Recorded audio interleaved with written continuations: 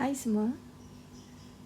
Hari ini cikgu akan terus masuk pada bab 4 iaitu jadual berkala unsur. Tapi untuk topik 4.1 iaitu perkembangan jadual berkala unsur, cikgu nak kamu baca sendiri dalam buku teks muka surat 80 dan 81. Okay, so jadi hari ini cikgu terus pergi pada 4.2 iaitu susunan unsur dalam jadual berkala unsur.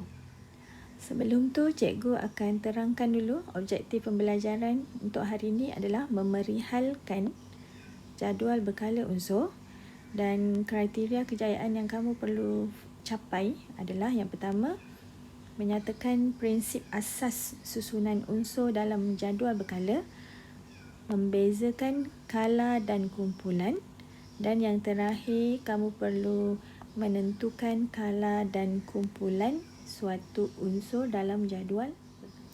Pertama sekali kita tengok dulu apa itu jadual berkala. Okey. Jadual berkala unsur merupakan satu bentuk pengelasan unsur secara sistematik. Maksudnya semua unsur di muka bumi ini disusun dalam satu jadual berkala supaya ia nampak lebih sistematik. Okey. Unsur-unsur dalam jadual berkala disusun mengikut tertib menaik nombor proton dari kiri ke kanan dan dari atas ke bawah. Okey.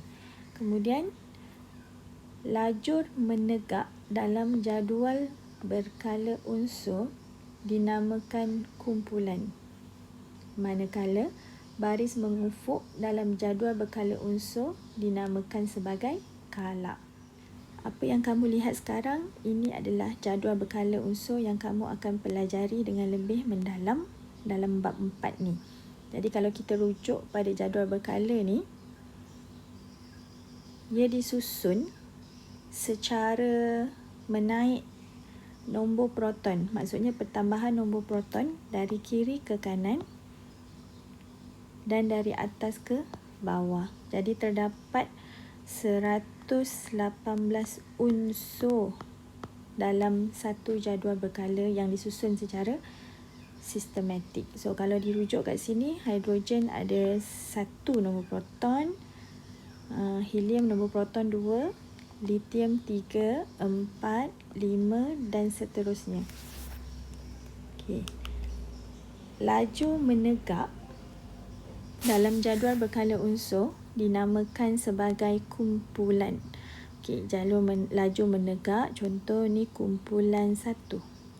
Okey, ni kumpulan 2. Ini kumpulan 3 dan seterusnya sampai kumpulan 18. Okey, manakala baris mengufuk dalam jadual berkala unsur dinamakan sebagai kala. Contoh, kala 4. Okey, kala 5 yang disusun secara mengufuk. Okey, jadi kalau kita tengok kat sini, kumpulan ada 18, kala ada 7. Okey, sekarang kita tengok macam mana nak tentukan nama kumpulan sesuatu unsur. Okey, contohnya kalau unsur tu mempunyai 1 atau 2 elektron valence, maka dia terletak pada kumpulan 1 dan kumpulan 2. Tapi jika unsur tu mempunyai 3 hingga 8 elektron valence, jadi nama kumpulan tu kena tambah dengan 10. Okey, contohnya kalau kita tengok kat sini,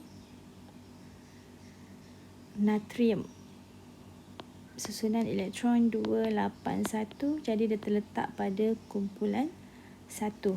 Tapi kalau kita tengok pada oksigen, susunan elektronnya adalah 26, jadi dia bukan terletak pada kumpulan 6.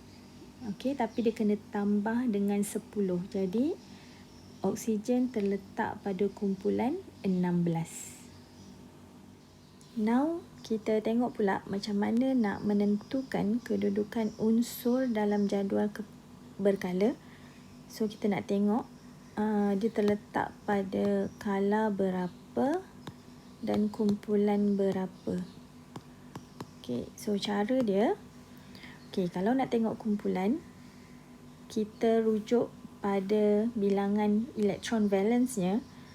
Manakala kalau kita nak tengok dia kala berapa, kita rujuk pada bilangan petalanya.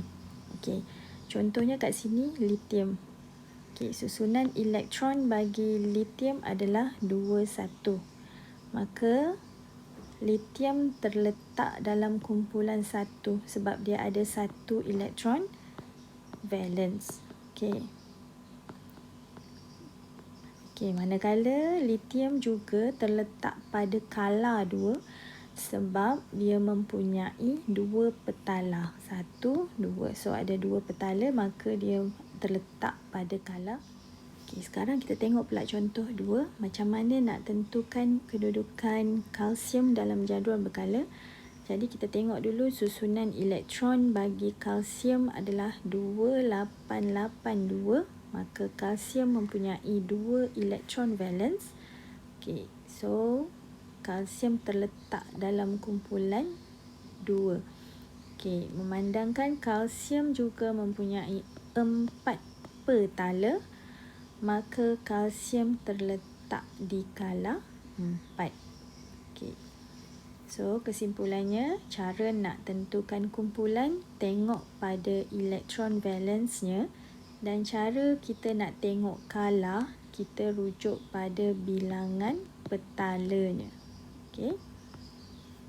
Itu sahaja untuk hari ini. Sekian, terima kasih.